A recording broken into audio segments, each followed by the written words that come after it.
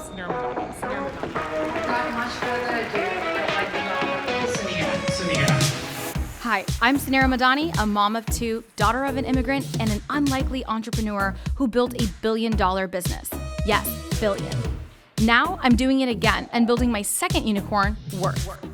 Shockingly, less than 2% of female founders ever reach 1 million in revenue, and I'm on a mission to change that.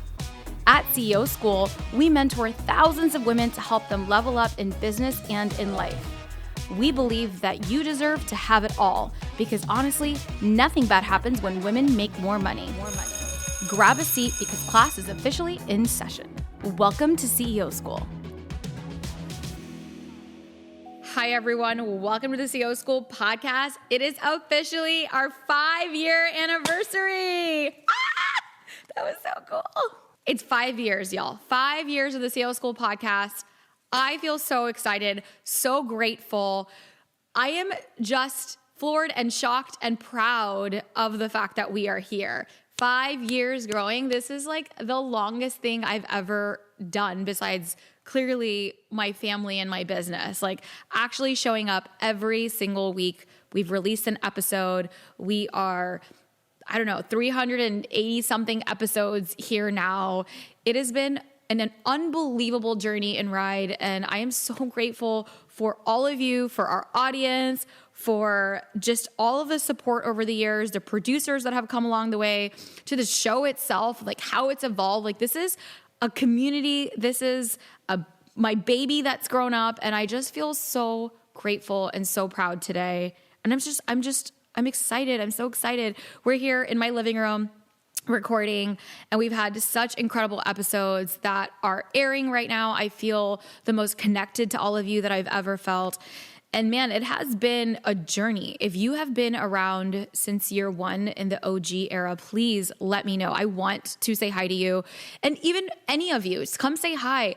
Please, please, please. I tell you this every episode, and I barely get, there's like crickets half the time. Like none of you take me seriously. Take me up, screenshot this, tag me, share it on social. I will respond.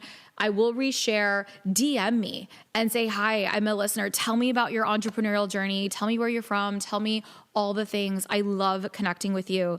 And over the last 5 years, I don't think I've ever done anything for this long. And there have been so many moments that I wanted to quit. Anything that that's worth doing, it's hard work. And last episode there was we're about to do part 2 of the Ask Me Anything. Somebody asked, is it worth it?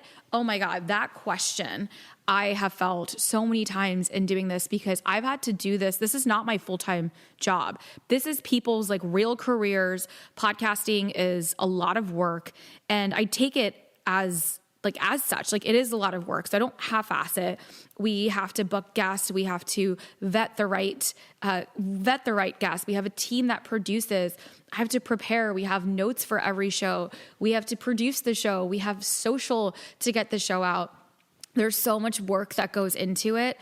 And I just feel so grateful that the reason why I'm still here is because you're still there. That's the reason why it is worth it to me, because every week I get to spend time with you. And you know this, I've told you this, my love language is quality time. This is my love language. And I do feel you give me that. Thank you. You give me that. Every week you tune in, and whether you're driving in your car or you're taking a walk or you're washing the dishes or you're at work and watching it on YouTube or however you're tuning in, you are giving me that time inside of in your head, in your ear, the most intimate place that I can be. And I take that responsibility so seriously.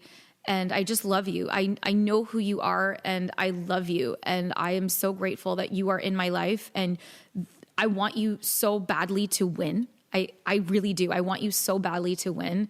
And that's why I show up every week, because there's so many lessons to learn, and there's so much growth happening, and we are all making mistakes and learning and growing together. And that's what makes this community so different and so special.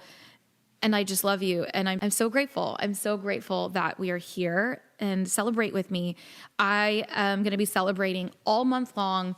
We're going to be doing some awesome giveaways. I want to meet you. I've got so much swag sitting in this warehouse that I need to give away. Like, we should probably let's do this. This is like literally on the cuff in my team this is what happens. This is what CEOs do. And we've got great teams to execute. Lily's literally looking at me like, what is she about to say? If you have been a listener of the show, leave a review down below, leave a review and screenshot it and DM it to us. Okay. So just screenshot it and be like, it's right there, and send me a DM that you did that. And send us your mailing address. We will ship you an awesome, whether it's a CEO School journal, whether it's a CEO School hat, whether it's one of the cool, like, Mom, I'm a Rich Man sweatshirts, Nothing Bad Happens. Like, we've got the Nothing Bad Happens crops. Like, we've got so much cool staying hydrated and minding my own business swag cup. We've got really, really cute swag. Screenshot it, DM us that you did that. Share it on your social, please. Leave a review and share it on your social. And I'll mail you something special. I love you. Thank you so much for being part of this journey. So Lily, you got to make it happen. And I don't know if we need to do like a form or anything like that. So we'll link all of it also again on the show notes, but so grateful. I love you. This is really, really exciting. And I just want to find ways to connect with you. I'm collaborating with other communities right now. I'll be speaking at so many great places and putting together events that we can all meet up at. I hope you join our community in Founders Club. I hope you are part of Millionaire Founders Club. I hope you just subscribe to Big Business Energy. I write that every week. Wherever you are, whatever you are loving, I want to meet you where you're at. And I feel really a lot of gratitude. And I'm proud of me today. Like, I really am proud. I don't have to do this. I don't get paid to do this. I show up. And for 5 years, while I have been in a big era in my life, have found consistency to dedicate time and energy into something that I love, some people that I love and people that I want to support, and this show that I feel needs to be here. And so many times I'm so grateful that I didn't take the easy route, that I didn't quit. And I feel really proud of me. I was at South by Southwest 2 weeks ago, and I feel so grateful that I get to go every year for the Inc. Founder House, and I get to speak for Inc. And I was on a panel with Cody Sanchez and Kate Lucio of Luminary, and just the most incredible women supporting other women in business and just business in general. And I feel proud that I get to bring this alongside to these incredible women to say, look at our community, and to collaborate. And there's so much. I'm just so grateful that I get to do this. And at South by Southwest, I got a chance to meet with this really big, like podcast manager.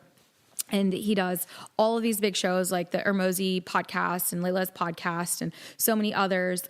And I was telling him, like, I'm at this point right now in my podcast where it's been 5 years. Like, I don't know what's next. Like, is my audience tired? What do they want more of? Like, there's so much also, like, there's competitors, right? Like, I mean, like, competitors are fine, but it's so saturated. Like, every other day, everyone has a podcast. So we're still ranking, like, we're still in the top, 100s in like 100, 150 in entrepreneurship. So we're still ranking, and I'm like, people are still listening, but I don't know. I don't know if I should continue. Like, what is your advice? He goes, Suneera, there are over 4 million podcasts right now. And so you're right. There are a ton of podcasts, and it's growing, and they're not going anywhere. But there are only, of that 4 million, only 33,000 shows of all of the 4 million that have started and that still continue to produce at the weekly show that they committed to producing. So people come on and they fall off. And you are one, you have a podcast that has been consistent for 5 years with a weekly show. He's like, you are in the subset of the subset. Forget even the rankings of what this is. And he told me that, and I felt so proud of that statistic, that you're right. Like, anything that I do, I set my mind to, and I'm like, okay, I'm going to see it all the way through.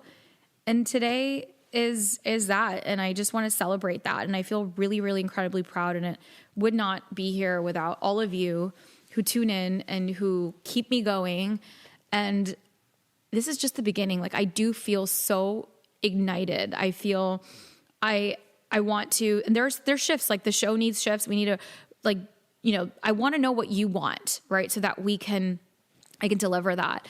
And we're thinking of not just guests that we want to bring on the show, formats of the show. I mean, I've tried so many different things over the years, so I want to hear from you. So please do me a favor and send me that note, right? Screenshot this, leave an awesome review. Let me send you some awesome stuff. Let's connect. And then I want to know what you want to know. I want to know why you're showing up every week. I want to know what weeks you're totally tuning out. And I want to know what you want over this next journey and this next evolution. And so I just feel so grateful, and thank you, and happy birthday, CEO School. And from this podcast is how the community formed. The podcast was launched literally out of my laptop in 2020. So out of my laptop. And I will cringe looking back at all of the stuff that it took to get here. And I'm excited. I'm really, really excited for what's ahead. And so with that, we are going to continue on today's episode recordings. Y'all submitted, this is your show. Y'all have submitted a ton of questions. Lily, our podcast manager, she's got so many more to go. We did, half a dozen maybe or so in the last episode. And so this is part 2, and it's a great part 2. And let's answer more of your burning questions. Lily, you ready?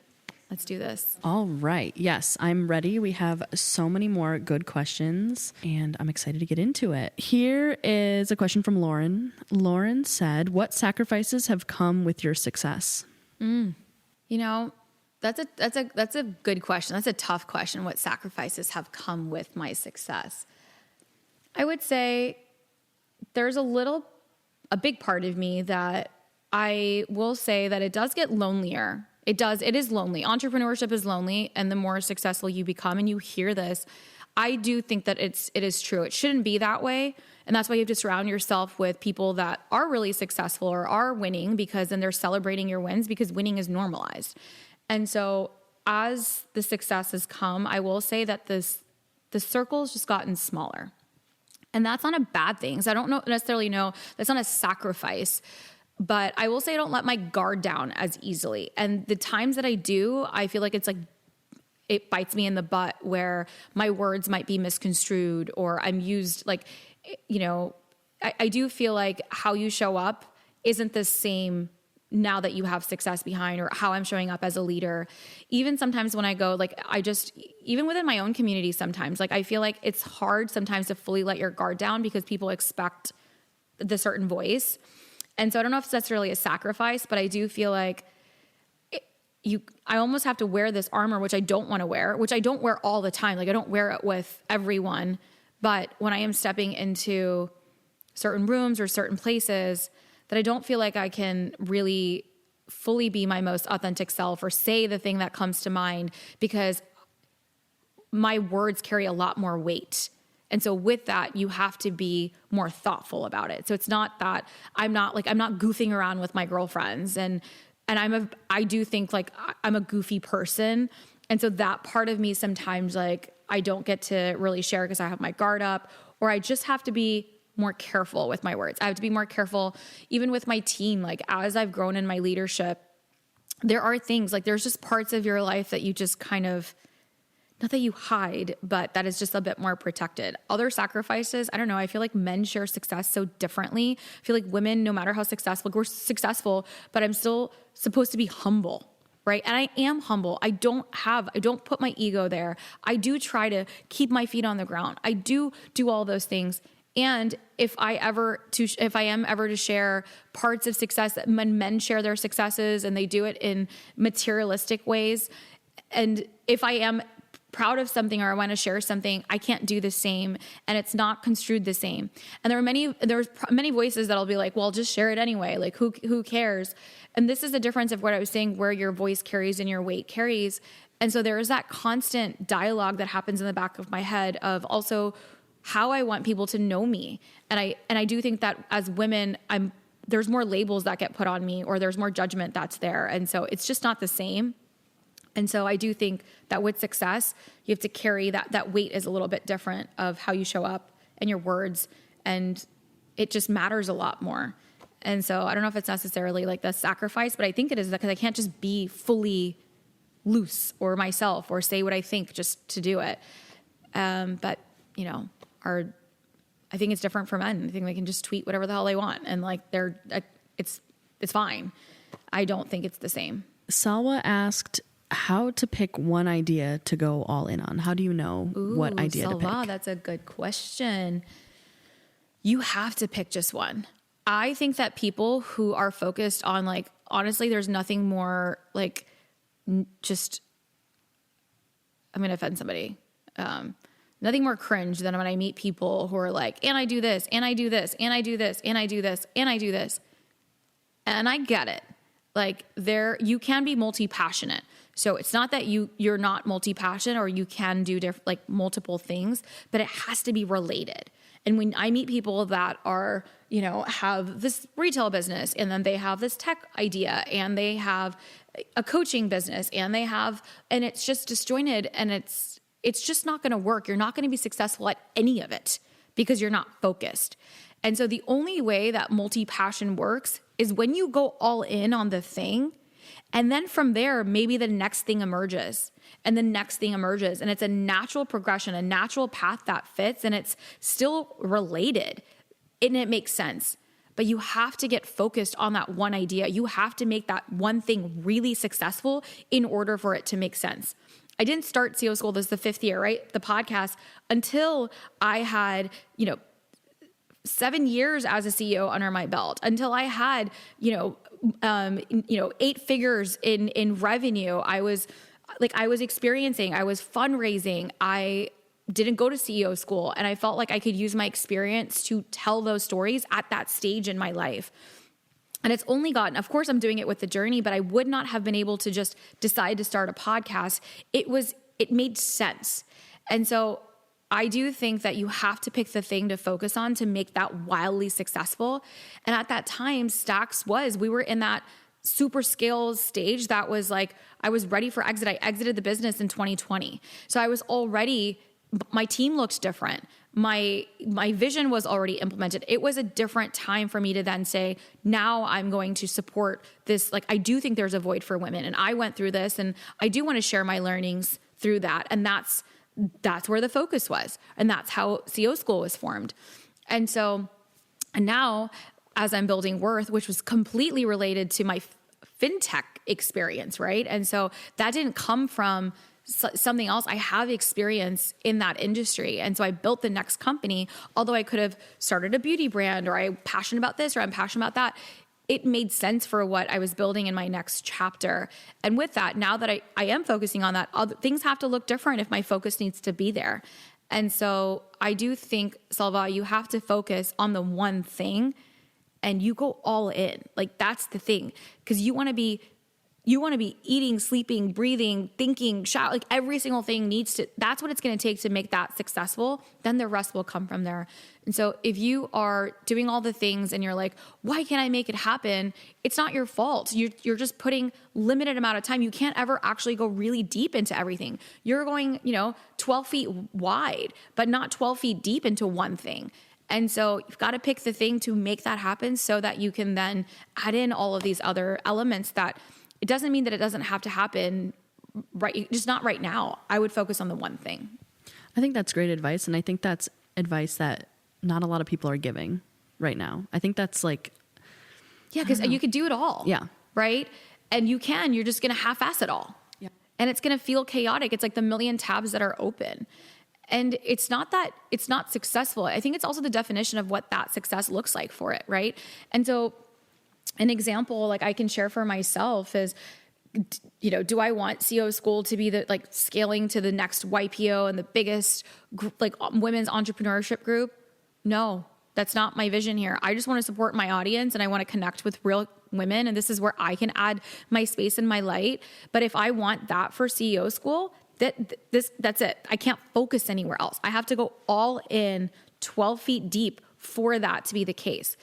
And so it's not that you can't, you just have to define what then that success will look like for it.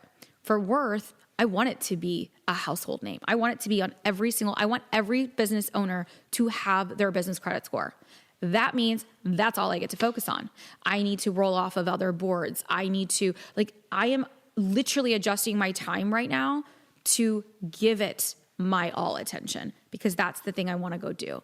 And so I think that the advice that everyone's giving right now, because it's easy to give, because everybody wants you to buy their product and do the thing and then automate and like all of those things are great as CEO, but you put it on you double down on the one thing. That's what I will always say. That's really good advice. Okay. Echo, my knitting buddy, asked, do you have a mantra you repeat to yourself when self-doubt creeps in? Yes, so many. Echo the knitting, my knitting buddy. Echo, my knitting buddy. Thank you for this question. I have accumulated so many little sayings in my own head, and I really like to affirm myself with I am.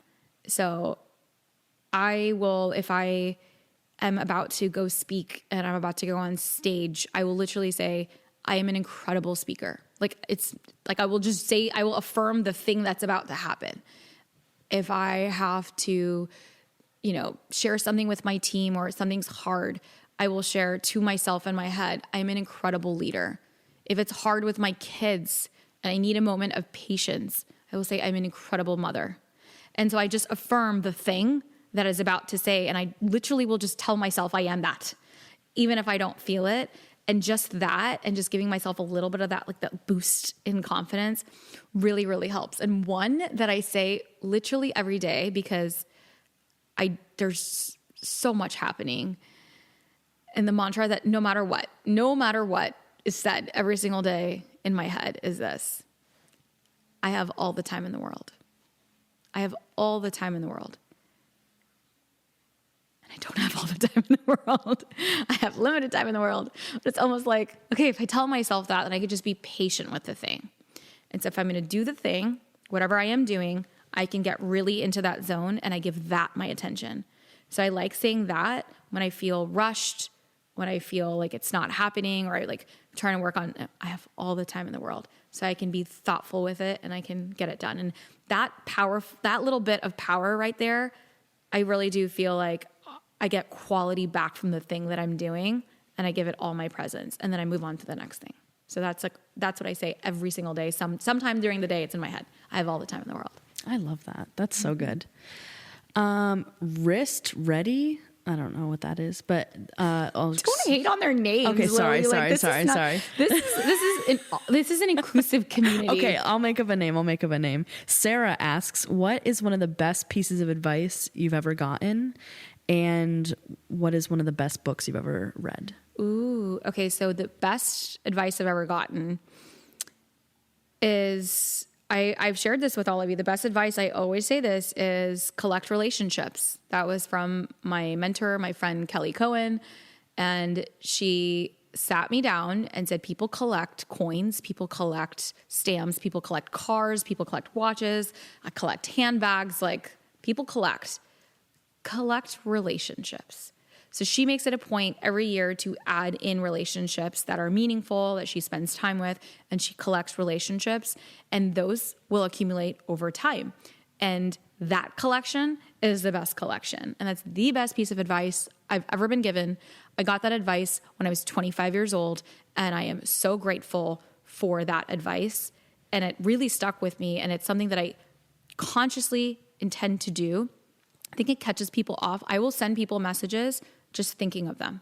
I will think of them and I will just be like, I just want to connect, send them a voice note, and it'll be, I haven't thought of them in forever, or something will happen and I will take 2 seconds out to there's no ask. There's just sending love. And people are just like weirded out by it sometimes of like, oh, do I need something? Like, nothing. I'm just thinking of you. I'm just thinking of you. And I saw something that you did, just want to say that's awesome. So I try to do that within it doesn't take, it's like small moments like that, but these relationships, like you cultivate them. Like it's not always with the ask or when you're in person. And so collect relationships, but do it in a way that you're just adding value. And that is the best advice I've ever been given. Thank you, Kelly. That is such good advice. That's so beautiful. And it's rare, I think, these days. A lot of people want to know how you reprioritized when you became a mom and how you make it all happen? That's a big question. Yeah. That's going to be like a full, like another episode here. But I will say when I think mothers can relate, like when you become a mother, everything else, like that's it, right? Like it does shift your priorities. It becomes like, it's the biggest time occupier in my life and the thing that I want to give the most amount of energy to. And so you naturally, I think women are so great at this because we've had to be. We adapt and we make it happen. You want to get something done, give it to a busy mother. She will get it done. And I will say that I've just learned to, instead of reprioritize, I think the answer is I've just learned to prioritize. So that's the answer. It's not reprioritizing anything. It's just prioritization. You learn to say no. You learn for things to be good enough. And you literally go through accepting that there is this chaos that is constantly around you that is just going to be there. And so motherhood has been such a gift. It's also the hardest thing. And my kids test me all the time. Like it is, last night we were on date night. I was telling Faisal, I'm like, your girl is testing me. I'm not going to say which one because then she might listen to this later and be like, Mom, but you know which one you are.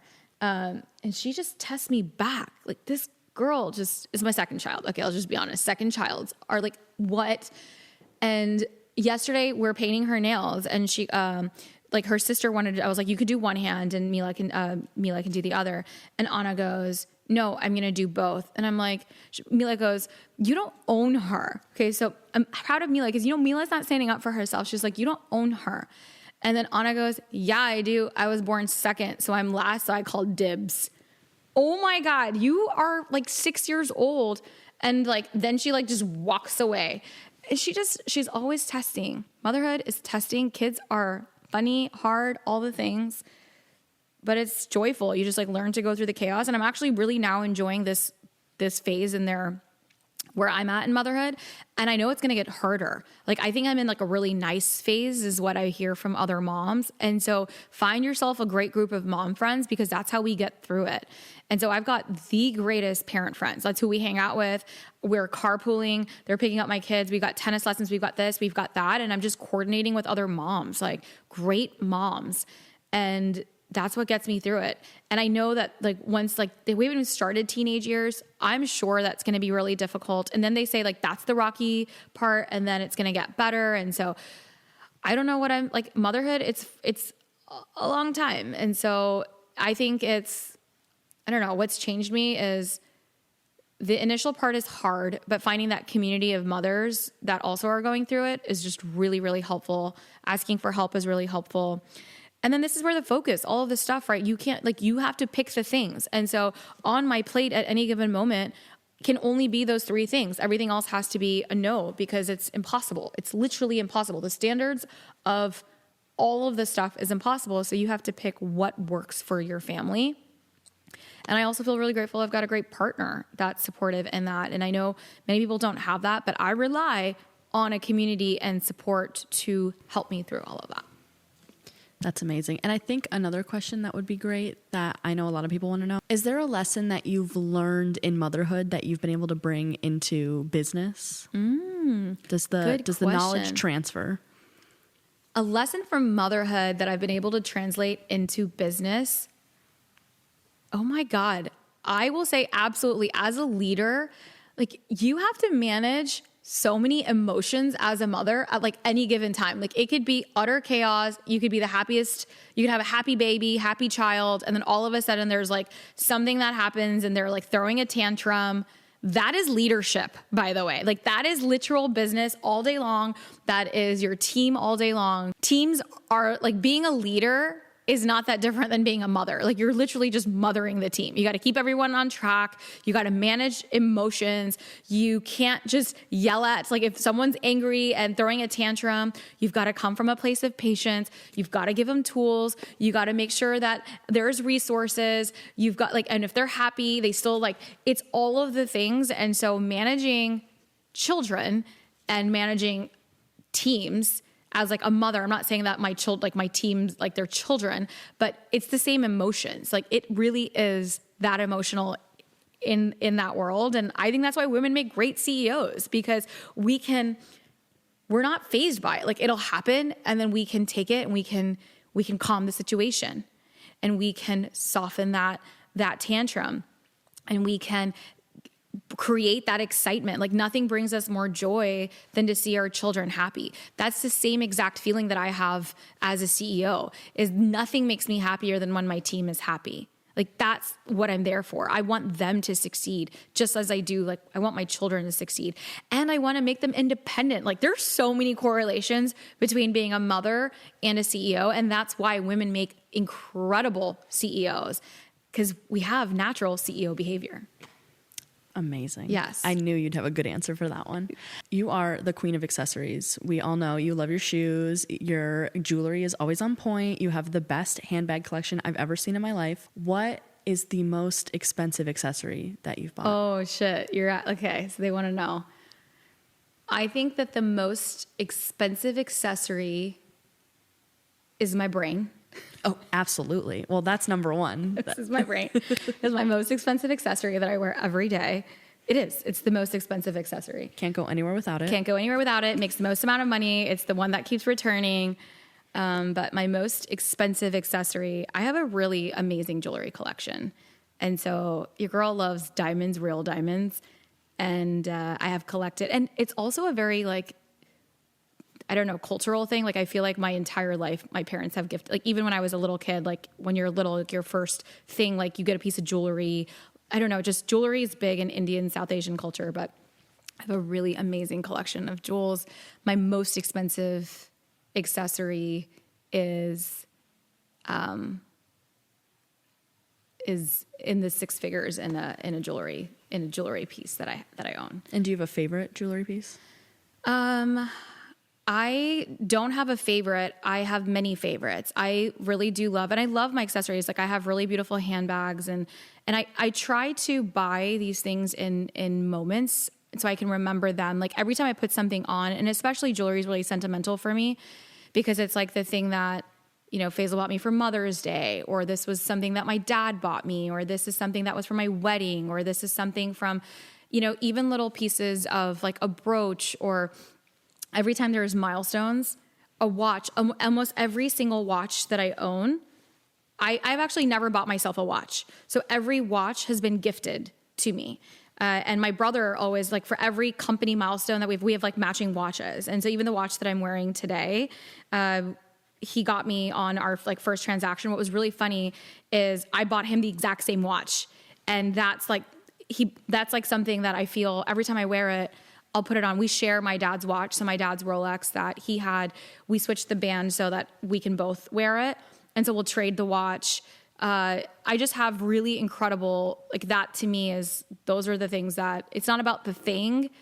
It's the meaning behind it when I put it on. But I do love, that is the collection that I will splurge on, is my accessories. But I try to be mindful of it so that I can have moments for it when I'm on vacation or when I'm, so I try, but it's my vice. So, and it's okay. You can have vices. So one of my favorite books, spiritual book that I really love is, A New Earth, Awakening to Your Life's Purpose by Eckhart Tolle. And he does this series with Oprah, and it's all about letting go, right? Like I really do. I don't share a lot of this stuff because it's not materialism. And so it's something that, I don't love to share that much, but y'all want to know. And so I'm going to share, but Oprah, she's on with Eckhart and they're going back and forth about things, right? And when you attach yourself to things, that's ego. And how can you not live in ego and still have want things? Like if you want to be this, like, Oprah was like pushing Eckhart to say I don't want to live this, I don't want to give up all my things and go live in a park. Like, I think that's I don't want to do that.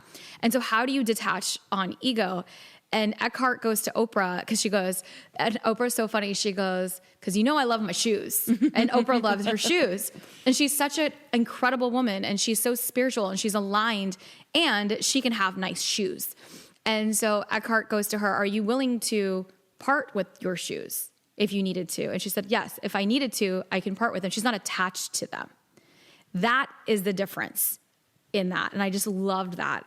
And so it kind of gave me, thank you, Oprah, for giving me permission to have nice things. So You can have nice things and be meaningful. I think that was a great way to end. I think it's great. You always give women permission to live their best lives, be in their CEO behavior. And I think that's so great. And I think this was such a great way to celebrate 5 years of the CEO School podcast. 5 years of the CEO School podcast. I'm super, super grateful. I love these AMAs. This is so great, Lily. You have to bring them back. Lily has to go. She's going to catch her train. I just feel so grateful for all of you. Thank you so much for tuning in, celebrating with us today. You've got more questions. I'll post another AMA here so we can do that right away. And maybe I do one virtually so we can continue on the awesome questions that you ask. Thanks so much for all your love. Celebrate with us. Screenshot this episode, share it, tag it, DM me so I can send you a gift personally. I love you so much. Thank you for everything and for being part of our journey. Mwah.